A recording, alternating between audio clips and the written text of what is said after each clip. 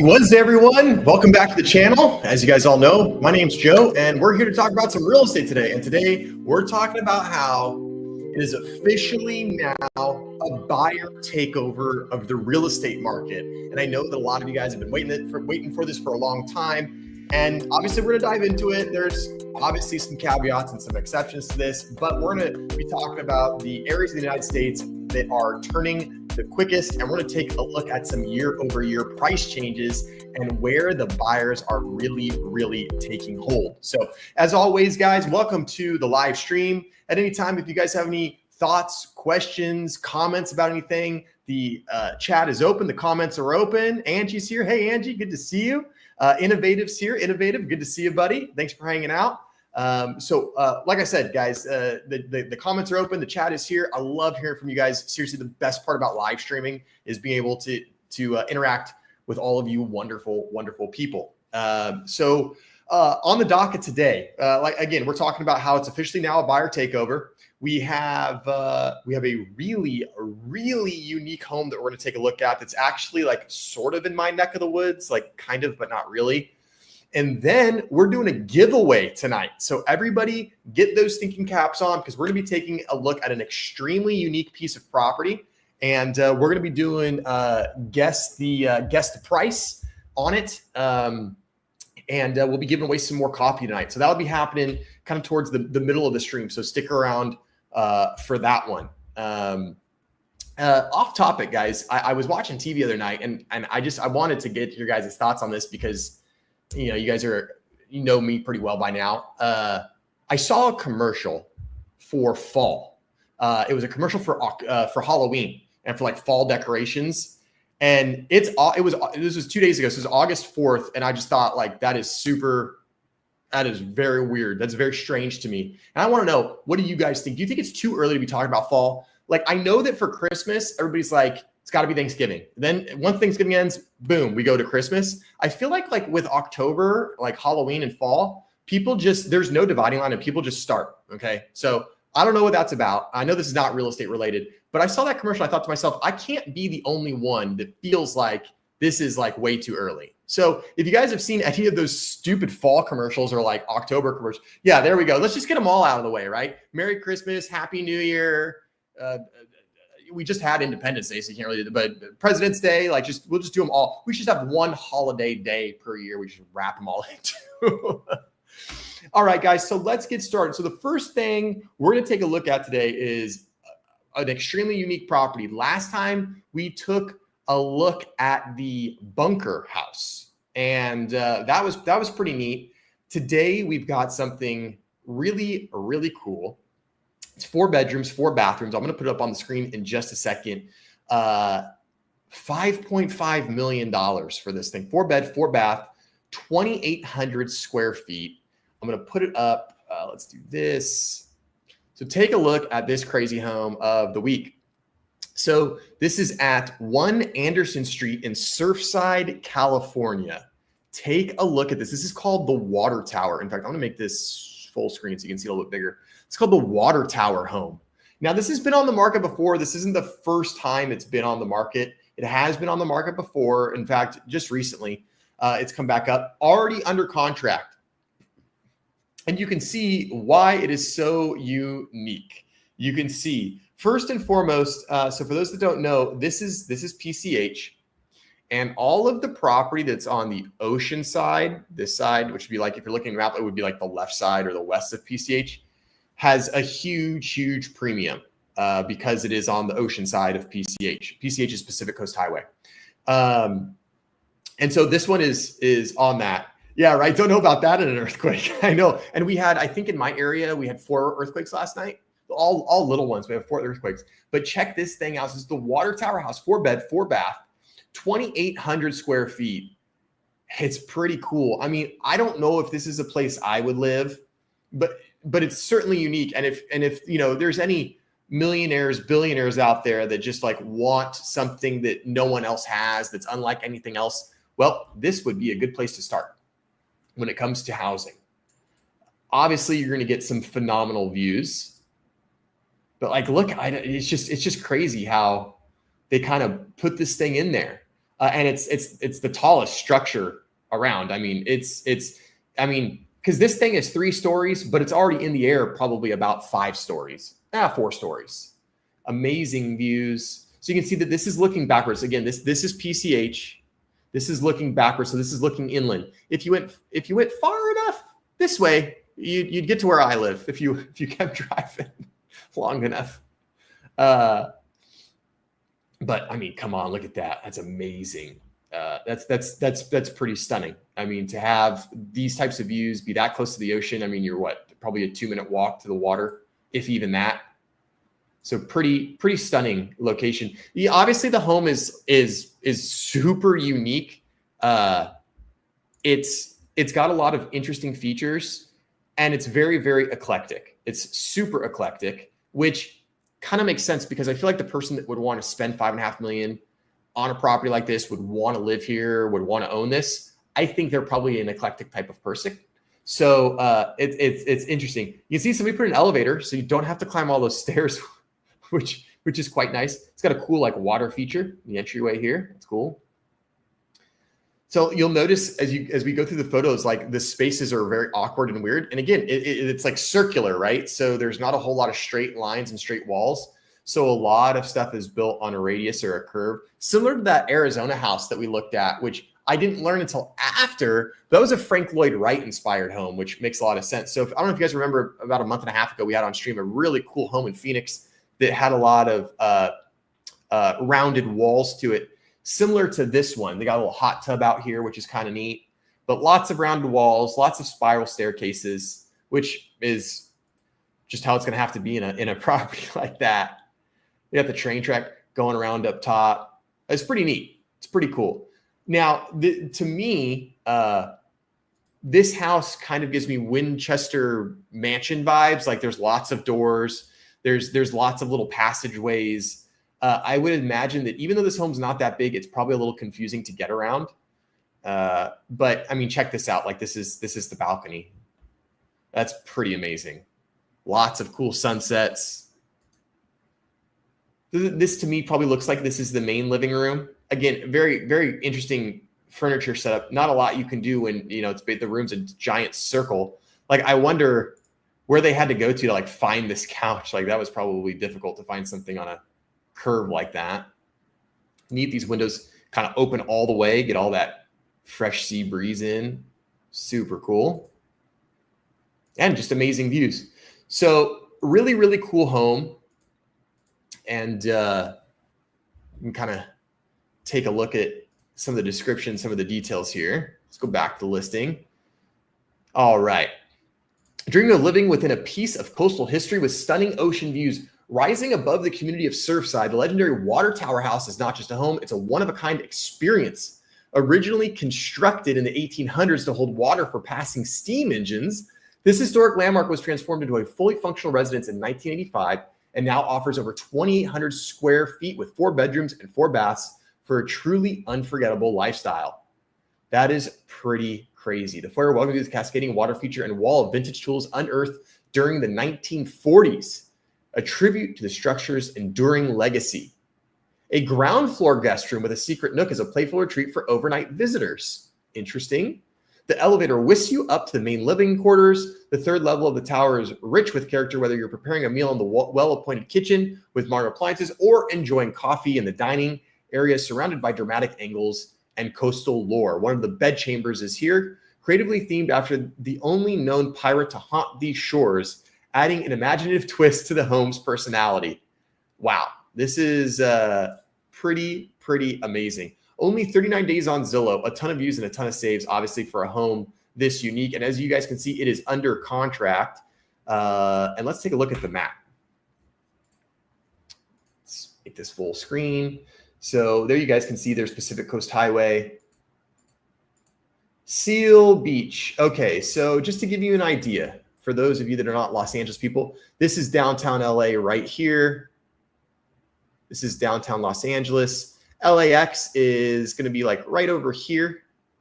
And so this is where the property is. This property is right on the border of LA County and Orange County. So it's like right on, because Huntington Beach is actually the first beach of Los Angeles County.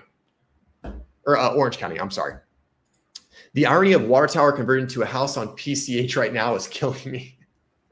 There is a little bit of irony there. But really, really cool, really cool location. Seal Beach is really nice. Bolsa Chica, also very nice, a marine, kind of like a marine marshland there. Huntington Beach is okay. Newport's really, really nice though. Newport and Laguna are really, really pretty beaches. So anyway, guys, that is this week's crazy home find. The water tower home, located in Surfside, 4-bed, 4-bath, 2,800 square feet, built in 84. Very, very interesting. You know, it's funny, the home, look at this, guys. This is interesting. The home is 2,800 square feet. The lot is 1,225 though. The lot is small, but they built up and they use multiple stories. So very rarely do you ever see a home that has larger square footage than the lot, because it overhangs the lot, and it's so it has so many stories. It's kind of interesting. Hey, Point Blank, welcome back, buddy. Hope you enjoyed the Starbucks. Bolsa Chica, good for boogie boarding. I'll have to keep that in mind.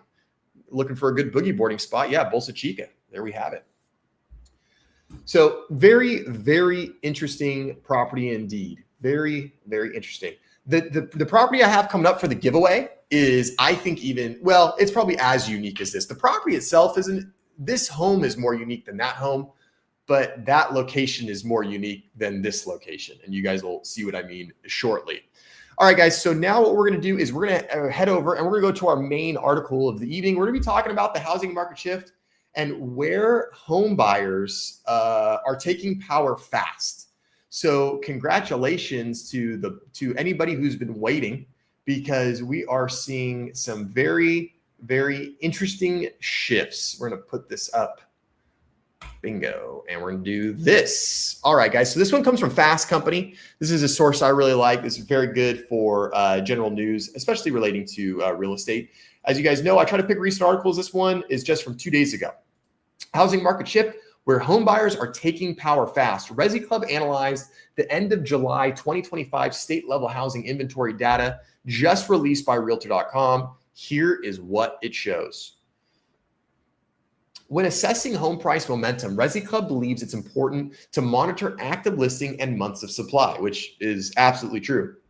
If active listings start to rapidly increase as homes remain on the market for longer periods, it may indicate pricing softness or weakness. Conversely, a rapid decline in active listings could suggest a market that is heating up. Since the national pandemic housing boom fizzled out in 2022, the national power dynamic has slowly been shifting from sellers to buyers. Of course, across the country, that shift has varied significantly. And again, guys, that's something that you always have to remember. I mean, even the title of my stream, right? Like the title of my stream, it's officially a buyer takeover. You know, this is a national thing. Like we're looking at just sort of a general summarization. You might be sitting in a market right now, as I talk to you on YouTube, on your computer, phone, or TV, and you might be in a market that is not buyer friendly. You might still be in a market that's like the Northeast, where inventory is still constricted, demand is still very high. Places like New Jersey, New York, Pennsylvania, Ohio, Connecticut, those places like that. So again, it's not complete. It's not essentially talking about everything, the market as a whole, but in general, when we look at the real estate market, there's no question about it. Buyers they have more leverage, they have more power. Even anecdotally in my market, which still is, you know, it's about 50-50. It's pretty good right now. Good houses sell. But even in my market, you know, we're starting to see some houses that there's a couple listings around town that I thought, oh, that's going to probably get multiple offers, or that could sell very quickly. And they haven't sold as quick as I thought. Most homes are still selling, but certainly it's very easy to see that things are shifting a little bit. So if you're a seller, you need to pay attention to what the market is doing. And it is important to understand that things shift, and they can shift quickly. For example, I launched a listing today in the MLS. Very, very cute 4-bed, 2-bath home in a town right next door to Claremont called Upland. It's just under 1,600 square feet. This is a great move-up home. If someone's in a condo and looking to get into a single family home, this is a good option for them. Very, very buyable. We were originally going to price that property at $775,000, and we took a look at the comps today, took a look at the market, what the market has done over the last week or two, and we're seeing some properties take longer to sell. So we actually preemptively dropped the price. We said, you know what, let's not go in at 775. Let's go at 750. The clients didn't want to sell in the market. They said, Joe, we want to sell it. We already have the new house. It doesn't do us any good to hold on to this one anymore. We need to get it sold. So I said, okay, I think based on that and based on what the data is telling me, I think we need to go down to 750 instead of 775. And they said, hey, let's do it. And that's what we did. Obviously, we don't know how it's going to work yet because the property went on the market about 5 hours ago. So it's literally like a fresh, brand new listing. But that's the type of stuff that we're seeing nowadays. So some markets still selling very well, some markets not selling well at all, and some markets are kind of somewhere in the middle. Generally speaking, local housing markets where active inventory has jumped above pre-pandemic 2019 levels have experienced softer home price growth or outright price declines over the past 36 months. You know, those are your areas like your Texas and your Florida and things like that. Conversely, local housing markets where active inventory remains far below pre-pandemic 2019 levels have, generally speaking, experienced more resilient home price growth over the past 36 months. Now, supply and demand, right? Supply and demand. Where is the national active inventory headed? National active listings are on the rise, plus 25% between July 24 and July 25. Guys, we've had the most active inventory that we've had in the last 6 years. We have more active inventory than we've had in the last 6 years, and we have the lowest interest rates that we've had in the last about 10 months or so. So the good news is if you are a buyer, there's a little window of opportunity. We have interest rates that are a little bit more agreeable, and they're probably going to go further down. So it's potential that even if you did buy now, you could potentially be looking at a refinance pretty quickly down the line. But rates are going to continue to come down. Inventory has gone up. We have a really nice little pocket right now where there's not a ton of buyer competition out there for a lot of homes. There's more homes on the market than ever. So if you are a serious buyer right now, this is some of the best opportunities, some of the ripest opportunities that have presented themselves in the last 6 years. And as sellers, there's still good opportunities out there. And as more buyers are enticed into the market, properties will still move, but it means that you need to do all the little things again. You know, you need to make sure the curb appeal is looking good. You need to make sure that all the little issues with the home are tuned up. We don't want any broken light switches, any light bulbs out, you know, pressure wash the house, do the touch-up paint. If the carpets are dingy, put new carpets in, put cheapo carpets in and just freshen them up. Those are the types of things you're going to need to do as a seller to ensure that you get a quick sale and a high value sale. Additionally, on top of that, you're going to have to, you know, obviously pay attention to pricing, just like the story I just gave you with my clients. Gone are the days of just put a price on it and wait for the offers to roll in. That's just, it's not happening anymore. This increase in active listings indicates that home buyers have gained some leverage in many parts of the country over the past year. Some sellers' markets have turned into balanced markets, and more balanced markets have turned into buyers' markets. And I would say that where I am, the seller's market has turned into a balanced market. Nationally, we're still below pre-pandemic 2019 inventory levels, 11% below July 2019. And some resale markets, in particular, big chunks of Midwest and Northeast, still remain tightish. That's what we were talking about with your New Jersey, New York, Connecticut, things like that. While national active inventory is still up year over year, the pace of growth has slowed in recent weeks, more than typical seasonality would suggest, as some sellers have thrown in the towel and delisted. More on that in another piece. Active U.S. inventory for sale, according to Realtor. Now, this graph is very, very interesting. And it's interesting because it tells you a tale of two times. We can draw a line right here at 1 million. Below this line of 1 million are all the years post-pandemic.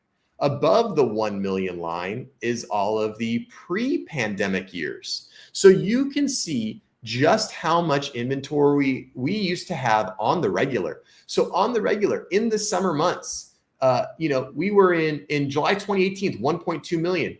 July 2017, 1.3 million. July 2019, 1.2 million. So 1.2 to 1.3 million active listings in July, the peak of the summer month for selling. Again, this is nationally. And then the pandemic hits, and we can see that we started 2020 here, and it just went further down. And so you can see below this line, all the way in this area is post-pandemic, low inventory crunch, low supply, high demand. Everything in this area is pre-pandemic, balanced market, right? So this graph shows you, it's so interesting because a lot of these doomers, a lot of the real estate doomers, a lot of the crash bros will tell you there is no inventory problem. There is enough, that we have enough homes. It's just that these builders and these agents, they're shadow inventory and they're holding them off the market. They're not putting them on. They're trying to keep prices high. Well, that's just simply not true, because we can see that we have an inventory problem, and you can see it right here. The prices went up in these years here, where inventory went way down. So it's very, very clear that we very much have an inventory problem. And look at where we are in 2025. We crossed this 1 million threshold for the first time since really, quite honestly, December of 2019. So it's been 5.5 years since we've seen 1 million plus active listings. If you are a buyer in the chat, you should be doing a happy dance right now. Things aren't amazing, but they're getting better. They're trending in the right direction for home buyers. We're seeing more and more home buyers get concessions on their deals, get credits. They're able to get repairs. They're getting some help with closing costs. So it is happening. And obviously in different areas of the United States, there's going to be different markets. And so again, you could be in an area where this does not ring true, but the proof is in the pudding and it's in the numbers. Our inventory is going up. It's the highest it's been in 6 years. And that is a good thing to get some market balance back into things. So you can see, we were flirting 1.3, 1.2, 1.2, boom, pandemic, 822, boom, pandemic, 546. Guys, what a great illustration of the difference. I mean, this is like a 60% drop in inventory, more than that. Crazy. From July 2019 to July 21. And some of these doomers and crash bros had the audacity to say that inventory is not the problem, which is crazy to me, because I mean, it took a long time to come back up. We're just barely starting to get to those levels, and we're still a little bit on the low side as to where we were pre-pandemic. Okay, this is another really, really good interactive map. Below is the year-over-year percentage change by state. So this is inventory. This is the change in inventory. So if we saw any states that had like goldish brownish, that would be a decrease in inventory. The darker the green, the increase in inventory. And look what we've got here. The whole map is green. Every single state that we're looking at here, every single one in the United States has more inventory in July 2025 than in July 2024. And it's really cool because you can see where the hotspots are. So boom, Nevada, Maryland, right? New Jersey is pretty impacted right now. So maybe if you need to be in New Jersey, of course, New Jersey, big reason for New Jersey is because of New York here being close to Manhattan and whatnot. But if you need to be on the Eastern Seaboard, Maryland is extremely, extremely ripe for buyers right now. So real easy to tell. If you're a buyer and you're looking for some leverage or a little bit more of a buyer's market, the darker the green the state is, that's where you need to be. So we have good inventory increases in California, in Arizona, in New Mexico, great inventory increases in Nevada, a ton in Maryland, which is in second place. I mean, the whole Southwest is having a pop in inventory. Now, this pop in inventory, you think, oh, there's a 36% increase in inventory in California. It must be a buyer's market. Prices must be dropping. That's not necessarily the case. Remember, guys, demographics, we still have a lot of people, and we have more people than we've ever had. And yes, we have an increase in inventory, but that does not mean that we have a surplus of inventory. Those are two different things. And guys, remember, again, when we're coming off of of record low numbers of inventory, a 36% increase is going to sound very large, but in actuality, a 36% increase on record low numbers could still leave you at a very, very low point, which is still where we're at. But again, guys, the whole idea here is that we're trending in the right direction. If you're a buyer and if you're someone that's looking for a more balanced market that is not seller friendly, it's not buyer friendly, it's just balanced, which, to be quite honest with you, as an agent, I would love to see a balanced market. It's much better for consumers.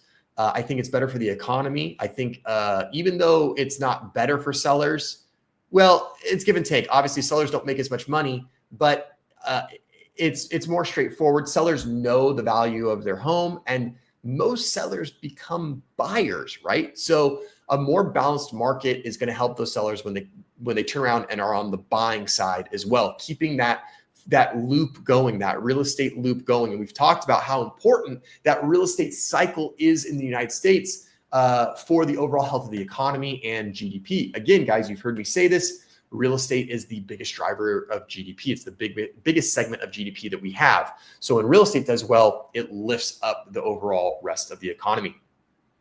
While active housing inventory is rising in most markets on a year-over-year basis, some markets still remain tight-ish, although it's loosening in those places too, like California, like New Jersey, like New York, some of those places. As Resi Club has been documenting, both active resale and new homes for sale remain the most limited across huge swaths of the Midwest and Northeast.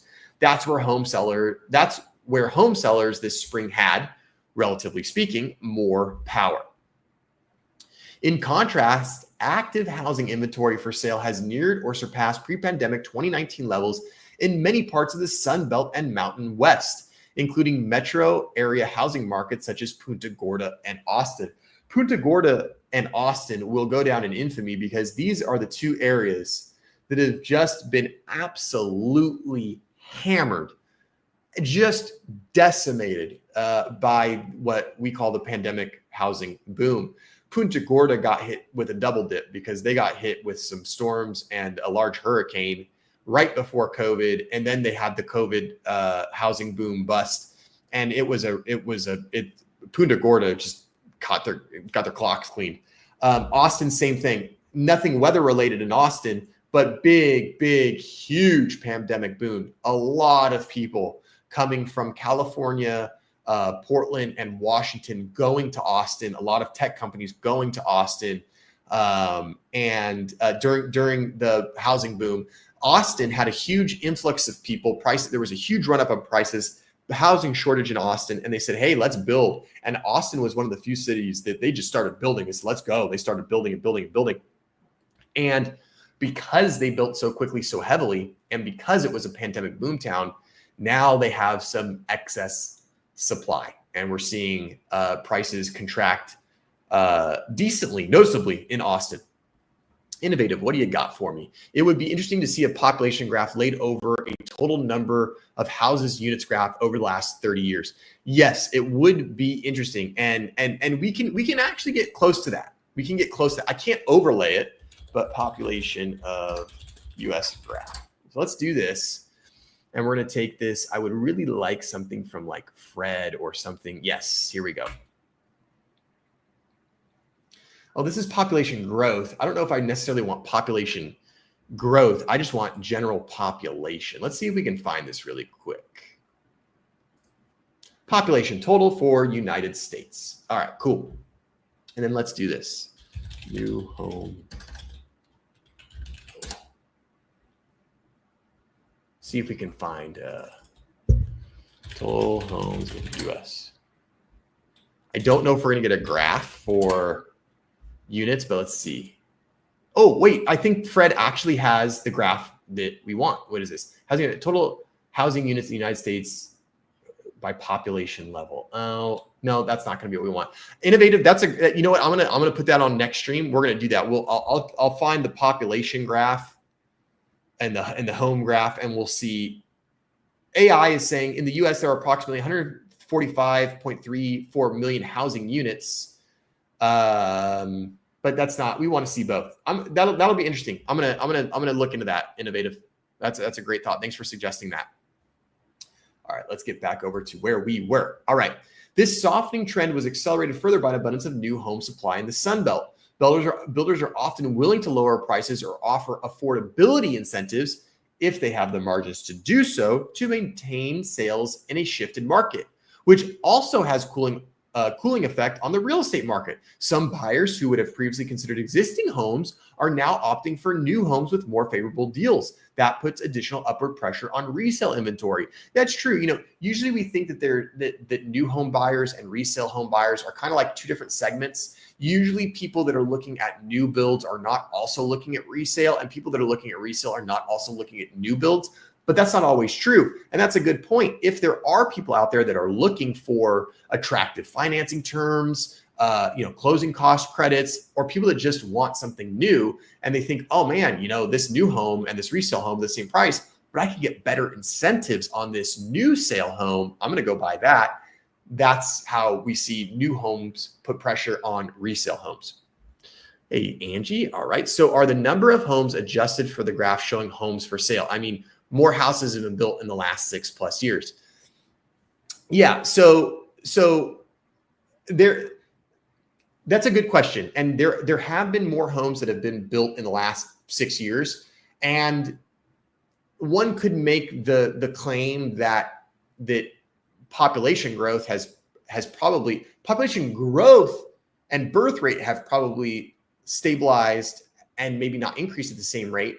Of course, we do have a lot of immigration, but the last 6 years we've built homes, but still not at the pace we've needed to. But we have to remember that there was a huge lull in home building from about 2010 to about 2020, a huge, huge lull. And in those times, we only had more and more and more people and more households formed, both through immigration, household formation, and birth rate, all three of those reasons. So even though we have built homes the last 6 years, we've been underbuilding for so long that it would take another probably 5 to 6 years of overbuilding just to catch up. Now, eventually things will even out because millennials are having less kids and Gen Z probably even less so. Marriage is being pushed off, kids are being pushed off later and longer. So eventually we could get to the point where our home building catches up and our population hasn't increased as quickly. And we could see that we do have a surplus of homes, and then we could see possibly affordability increase. But it's just so hard to know what's going to happen because we're talking about trying to anticipate population growth and home building out into like the 15 and 20 year mark. And that's not my wheelhouse. In recent months, that softening has accelerated again to West Coast markets too, including much of California. So here's active housing inventory for sale compared to pre-pandemic levels. This is shifted between July 2019 and July 2025. So this is active inventory comparing pre-pandemic to post-pandemic. So we can see that in a lot of these areas, the active inventory from pre-pandemic, it's still quite low. So we've made some gains, but it's still quite low. And the areas where we're seeing this green color, that's where buyers are really going to have the upper hand, because basically all the green areas are states and areas that have more inventory now than they did pre-pandemic. That means that the market has really bounced back. Inventory has really bounced back. At the end of July of 2025, 12 states were above pre-pandemic 2019 active inventory levels. Arizona, Colorado, Florida, Idaho, Hawaii, Nebraska, Oklahoma, Oregon, Tennessee, Texas, Utah, and Washington. The District of Columbia, which was left out of the analysis, is also back above pre-pandemic 2019 levels. So shift in statewide. So you can see these are the states that are above COVID inventory. Obviously, the larger the circle, the more inventory they have above. So Florida and Texas leading the way, as they always do, with at least 150,000 or around 150,000 units of inventory over pre-pandemic levels. And the states that are sort of on that cusp, we see California is inching closer Actually, this is California. This is North Carolina, Oregon, right on the border, Alabama on the border, Nebraska on the border. And then as we go down, the areas that are still in a inventory glut. So these would be the states that are going to be hard to buy a home in: North Dakota, Illinois, New Jersey, Connecticut, Vermont. Again, this is that like Northeast, Midwest contingent that just the inventory has not come back yet. This middle third here is where it's kind of like still a seller's market, but not a crazy seller's market. And then this area here is where it's going to be, oh, you guys can't see this. There we go. This area up here is going to be where it's going to be the most buyer-friendly market, where you're going to have the most inventory. So you can see Texas and Florida leading the way at least 150,000 units. This area here, so all along the line, this is where it's like kind of a balanced market. Nevada, North Carolina, California, Georgia, Oregon, Oklahoma. These are all kind of balanced. This section here, a little bit lower down, this is going to be where it's still seller-friendly, still seller-friendly markets, hard to be a buyer. And these areas down here are where it's still a very heavy seller's market. Connecticut, still down 71% in inventory. Illinois, still down 62% from pre-pandemic times. So this is a good visual representation of where to get a deal if you're a buyer. Big picture, over the past few years, we've observed a softening across many housing markets as strained affordability tempers the fervor of a market that was unsustainably hot during the pandemic housing boom. While home prices are falling in many pockets of the Sun Belt, a big chunk of Northeast and Midwest markets saw little price appreciation this spring. That said, given the current softening, Resi Club still expects that as the year progresses, more markets will fall into the year-over-year decline camp. Yeah, I think that their assessment is correct. I do think that we're going to see year-over-year price declines. I don't think we're going to see price crashes. I don't think we're going to see prices go down. We're just going to see declines in price gains. So they're just not going to go up quite as quick. Below is another version of the table above. This one includes every month since 2017. So here they broke it down by state, which this is really neat. And this is why I like some of this stuff, because they really break down a lot of the data, but we're not going to get into all of that. If you'd like to further examine the monthly state inventory figures, use the interactive graph below. So a lot of really good stuff. In fact, I'm going to put this into the chat if you guys want to mess around with some of these interactive charts. I think they're fun, but I'm kind of a nerd when it comes to this stuff. So, all right, we're at 38 minutes. This is a good time. This is a good time to get into our giveaway, guys. So we're going to be doing a giveaway. So everybody wake up and chat. Hello, wake up, wake up. What we're going to do is we're going to put some music. Dance. Is it going to play? Is it playing? Oh, there we go. There's our dance pop music. All right, guys. So we're going to do a giveaway. So we're going to give away another Starbucks gift card. A couple of rules to the giveaway, though. Number one, you got to put your guess in chat if you win. Number two, you got to send me your email address so that I can get your information and get you hooked up with the prize for the giveaway. So we're going to do a giveaway right now. And the way this works, most of the people in the stream here, we've done this before, so you guys know how this works.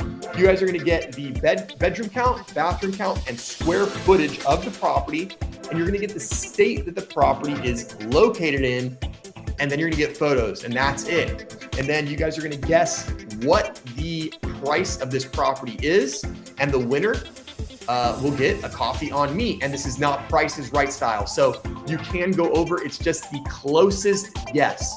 It's the closest guess. So what we'll do is I'm going to show you the photos. I'm going to read the description to you, and then we're going to put some time on the clock, and we're going to ask for guesses.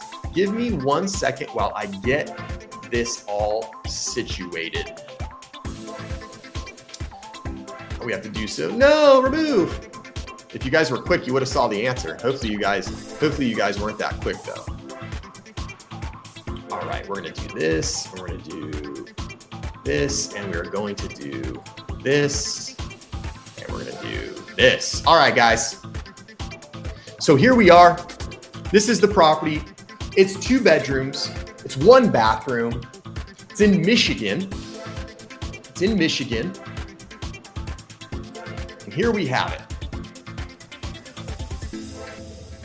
Look at this little gem. The reason I picked this is because you get to buy your own island. This home is on its own island in the middle of a lake. And I don't even mean like it's on an island with like 3 or 4 other homes.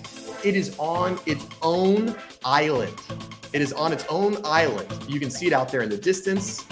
This is really, really cool. It's on an island. So this is the backyard. Those are the trees. It's all fenced. There's no one else on this island, no other structures. Yes, it comes complete with water. In case you didn't know how islands work, there's a picture of some water. I will say, guys, the photos of this listing are kind of weird. They're not the best photos in the world, but it's a really cool listing. So here we have it. It's not a luxury island, right? This isn't like some crazy, $5 billion island in the Bahamas or something. But it's just a little spot. And I'll give you guys, here's a really good shot that shows you kind of the whole size of the island.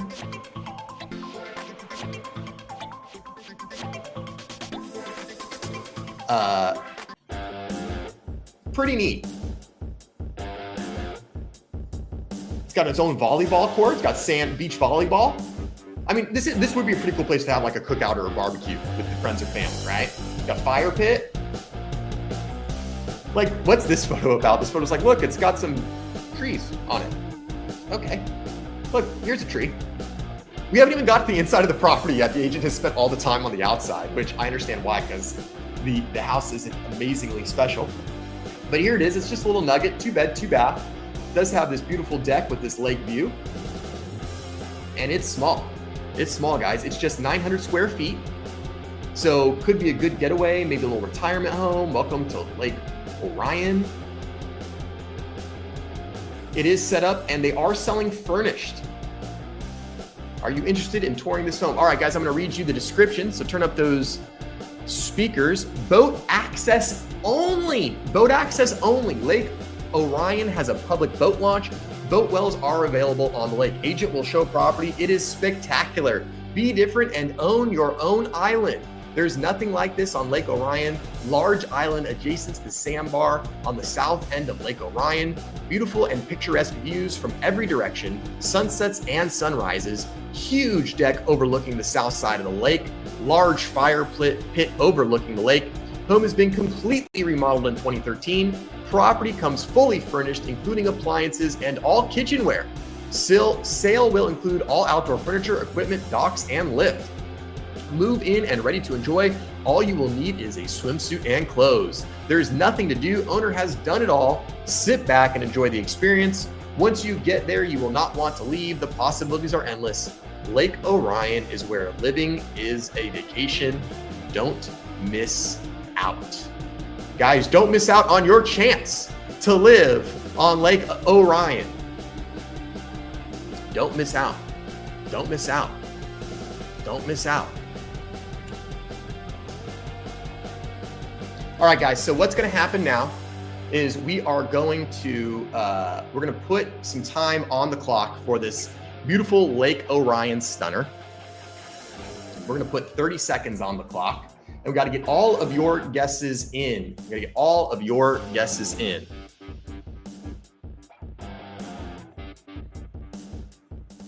All of your guesses in. All right, guys. We're going to, I'm going to get a stopwatch up here. Watching for fun. You're not going to trick me, buddy. We'll put 30 seconds on the clock.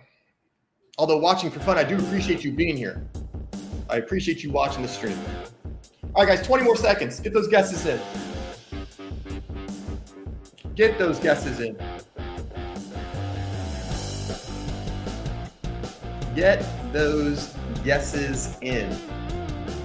At least you know what. At least you know. Hey, I appreciate you though. I appreciate you. Thank you. All right, guys. So we got a couple guesses. Innovative's at 500. Watching for Fun is at 775. Pam Hughes is at 975. Watching for Fun put another guest in at 650. Watching for Fun knows what's going on. I'm gonna have to get more clever. Watching for Fun must be watching on the TV because they were able to see my little mistake that got popped up. So on the next one, we're going to change that. But let me flash it up on the screen, because we do have a winner. And within $100 of the price, there we have it. It is $774,900, 2-bed, 1-bath, 900 square feet. Watching for Fun had a sneaky good guess. I'm gonna honor the guess because Watching for Fun is a first-time watcher and a first-time chatter, and we like our lurkers here. So Watching for Fun's gonna get it right. I made a little mistake. I flashed the price, and maybe you guys didn't catch that. But Watching for Fun got it within $100. So we're gonna call that good. All right, so this is what you got to do, Watching for Fun. So what we got to do? You got to pay attention here. You have to send me an email.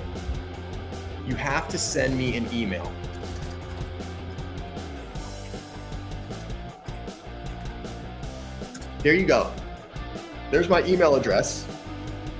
You got to send me an email with your name. You got to send me an email with your mailing address, and you have to let me know if you prefer Starbucks, Dunkin', or some other chain coffee place so that I can actually get a gift card for it. So this is today's guess. I don't know. I mean, a private island's pretty cool. The house isn't all that amazing. The house is not all that amazing, but come on, the private island. And let's take a look on the map so you guys can see where it's at. I wasn't lying, guys. Seriously, you own the whole island. You own the whole thing. This is it. Like, that's the whole thing. How sweet is that? I don't know. That's pretty freaking cool, I think. I was looking for really cool homes, and as you guys know, like, I kind of gravitate towards lake homes. I don't know why. I've never even been in a lake home before, other than like Lake Havasu. But like, I've been attracted to them, and I saw this, and I was like, oh yeah, we got to do this one. It's like there was other homes like this was cool and stuff, but I saw this one. I was like, we got to do this one. So this is Lake Orion. This is in Michigan, not too far outside of Detroit, but that gives you an idea of where this thing is at. So not too far out of Detroit. Probably gets cold there in the winter though. Yeah, the pizza. Yeah, I don't think they can DoorDash. Well, hey, maybe if they got boats, you'd have to tip really heavy. You have to tip really heavy because your large pepperoni is going to have to come across in a dinghy. So it's going to be expensive on that one. Going to be expensive. All right, guys, we're coming up on 48 minutes. I've got one other short article that we can go over really quick. This one's kind of cool because this is talking about how this is a what if article. I can't see chat, but I was just trolling. I reversed imaged the picture in Zillow listing process. So I'm not going to take it. Watching for Fun. Hey, I appreciate you. You know, I knew that somebody was going to do that at some point. Thanks for being honest. Thanks for being stand up. And hey, thanks for checking out the stream. Appreciate you hanging out, and hope you enjoyed watching. Thanks for stumbling in, and hope you stick around. Hope you come back for more. Okay, guys, let me do this and do this. We get this music out of here, and I'm gonna get this up on the screen. Let me do this really quick. There we go. Why 6% mortgage rates will reignite the housing market. You're welcome. You're welcome. I appreciate you. Thanks for hanging out. This is why 6% mortgage rates will reignite the housing market. We've been talking about this for a while. This is my boy Logan. Okay, so Logan right here, this guy is the best when it comes to interest rate and mortgage news and analysts and analyzing that news and how it affects the mortgage interest rate market. He's not a lender. He's not a real estate agent. He spent some time as a lender pre-pandemic crisis, then got out of it. He's just really smart when it comes to lending, loans, mortgage spreads, things like that. And for a long time, he has been saying that if we see rates hit 6% or 5.99, it's going to get wild. Now that mortgage rates have reached a year-to-date low of 6.57%, the question remains, is this low enough to attract more home buyers, or do we need rates to drop to 6%? I frequently mention the significance of the 6% mark, so let me explain.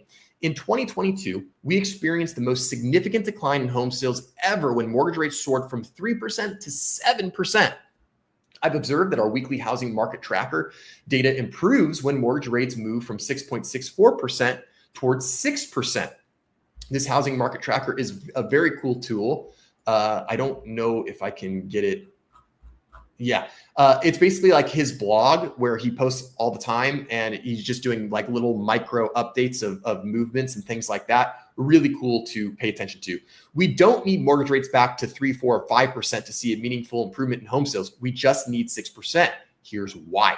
Purchase application data in 2025. So that's this year. Purchase application data this year. Now, mortgage rates only recently broke under 6.64%, but the purchase application data has had a positive year so far. Wait a minute, I thought homes were crashing and nobody was buying homes and people weren't getting mortgages at these interest rates. Oh, wait, that's wrong. What gives? Purchase application update from today's data increased by 2% week over week, increased by 18% year over year, achieved 27 consecutive weeks of positive year over year data, record 14 consecutive weeks of double-digit year-over-year growth. So you can see mortgage purchase applications index. Here's the index level, and this is time. And you can see 2025 has been pretty good for mortgage applications. Since late 2022, when mortgage rates dropped from 6.64 to 6%, there has been a significant improvement in week-to-week data. So far this year, with rates staying above that level for most of the year, we have seen good growth compared to the previous year, but the week-to-week numbers have not been as strong. For instance, when mortgage rates fell towards 6% last year, the weekly purchase application data showed an 18-week trend with 12 positive weeks, 5 negative weeks, and 1 flat week. In contrast, this year, before rates dropped below 6.64%, we experienced 13 positive weeks, 10 negative weeks, and 5 flat weeks.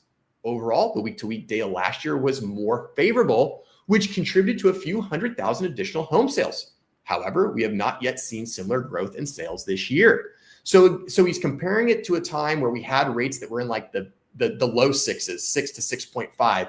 And we can already see that we had 13 positive weeks, 10 negative weeks, 5 flat. And comparing that with previously where we had 12 positive weeks, 5 negative weeks, you can see in that time period, there was good mortgage application data growth. So that's where he is making this conclusion going, okay, we've seen the data in this market post-pandemic. When interest rates did tick down, we saw an immediate increase in mortgage applications. And when those rates ticked back up, we saw a decrease. In late 2022, when rates approached 6%, we talked about that. If mortgage rates head down towards 6% again, we will get to test it for the third time. Home builder confidence also gets better at this level. When mortgage rates approach 6%, we typically see an increase in home builder data. This indicates a rise in their confidence, along with improvements in subcomponents such as traffic and prospective buyer metrics. As you can see in the chart below, we have had times when all the data moves higher and then fades out as mortgage rates head higher. So builder confidence, present sales. So you can see next 6 months, traffic of prospective buyers, and you can kind of see how this plays with each other. Home builders treat homes as a commodity. So when they notice the advantage of mortgage rates around 6%, their surveys usually reflect this improvement, leading to better new home sales data. In recent years, builders have managed to buy down mortgage rates to below 6%, which is why their home sales remain at levels similar to those in 2019. And we saw this. We thought, man, new homes are cooking, new homes are going, new homes are selling, and the resale homes are not. And this was in, when rates went up, interest rates went up, competition went up. And the reason that home builders were able to do that was through these rate buy downs. You heard about it. These 3-2 rate buy downs, 3-2-1s, 2-1 buy downs. We'll buy down 2 points for the first year, 1 point for the second year, and the third year, it's going to go to whatever that market rate is. Conclusion, I analyze charts daily, and when I say that housing demand tends to improve as mortgage rates approach 6%, I'm not just throwing out random numbers. There's substantial data to support this claim. Since late 2022, mortgage rates have not experienced a consistent drop below 6%. However, the new home sales sector is currently performing at levels similar to 2019, which was in market with the sub 6% mortgage rates. If existing home sales were able to take advantage of similar rates, we could potentially see an increase of up to 500,000 additional home sales. That would be a ton. To put this into perspective, existing home sales in 2019 were around 5 million, whereas we've been hovering around 4 million for the past few years. Therefore, the data above illustrates why a 6% mortgage rate is significant, because we could close that gap and go from 4 million to 4.5 million if we just get about a 0.5% rate improvement.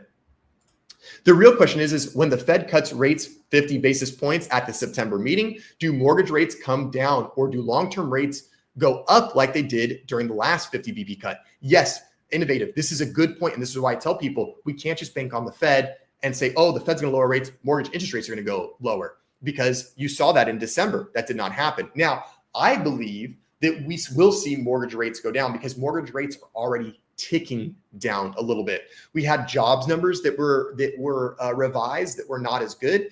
And when the job market does not do as good, mortgage rates go down typically. And we've seen mortgage rates trending downward. We've seen them trending downward.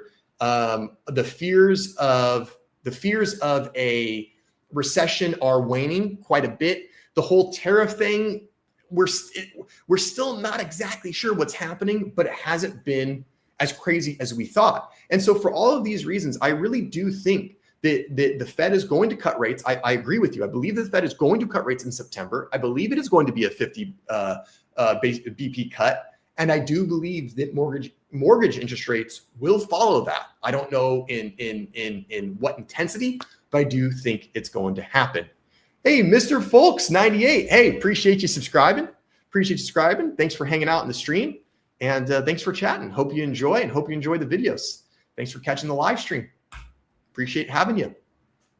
So I do think, this is just my opinion anecdotally. I'm looking forward to the 2026 housing market. 2025 was supposed to kind of be this bust out year, this real kind of resurgence from the pandemic market. And that never really happened.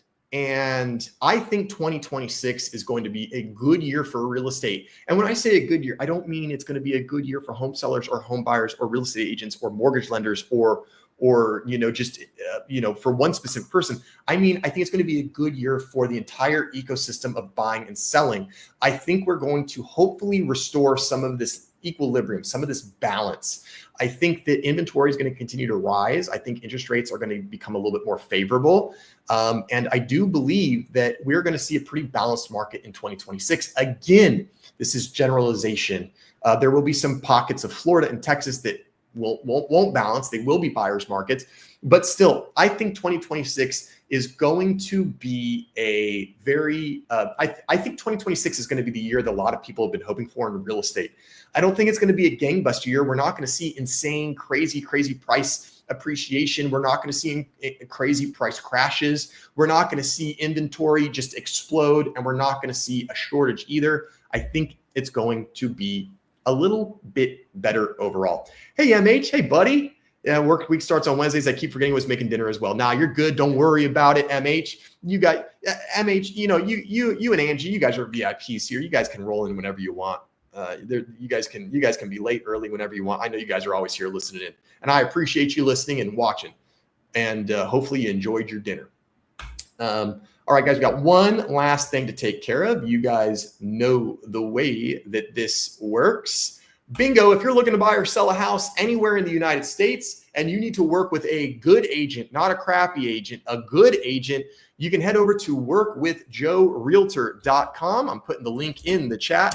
And if you are thinking about buying or selling a home anywhere in the greater Los Angeles area, the Inland Empire, Orange County, LA County, I'm your guy for that. We sold all over those areas before, and I would be happy to help you. And if you're not located locally here, Well, I've got a network of agents all over the country. In fact, I just referred some clients to an agent up in Vancouver, Washington, and they've been very pleased with their interaction so far. I've got agents on the East Coast, West Coast, and everywhere in between. So if you're watching this chat right now and you are somewhere that is not in California and you're thinking to yourself, I need a good referral for a good real estate agent, let me do the heavy lifting. I will interview the agent for you. I'll get a sense of how many homes they've sold, what their current workload is, and if they're the right agent for you. And it doesn't cost you a penny. So you can head over to workwithjoerealtor.com. You can hit any one of these buttons. You can learn more about me and we can connect and I can help you find a great agent. Yes, MH, thanks. You got it right. Every Wednesday, 6:30 Pacific time, we're here. We're talking about all of the latest and greatest real estate news and developments, and we're chit-chatting. We're hanging out. We're just having good conversations. I always encourage questions and comments, whether they're about the articles we're talking about, whether you've got a question about real estate, anything like that, guys. Typically, we stream for an hour. And guess what, guys? We just crossed over the 1 hour mark, 1 hour, 1 minute and 4 seconds. I appreciate all you guys so much. Yeah, you got to get those noties set up. So you got to subscribe to the channel, hit the notifications, turn those on, and make sure that your computer allows those notifications so that you can join the fun, MH. We love having you here. You're an integral part to the live stream. You're a regular. You're one of the regulars. We got to have you here. All right, guys. That's it for me. I hope you guys enjoyed the stream. I hope you're having a good week, and I hope the rest of your week continues to go well. You guys know how this goes. It's crazy out there. It's a crazy world. It only gets crazier. Try to be nice, be kind, be the light out there in the darkness, and just try to hold the door open, signal for people in traffic. Just be kind, take a second, and have a good evening, everyone. Thanks so much for giving me some of your very valuable time. I appreciate you spending your Wednesday evening with me. I'll see you all next week for another live stream. Until then, be good. Have a great week. I'll see y'all later.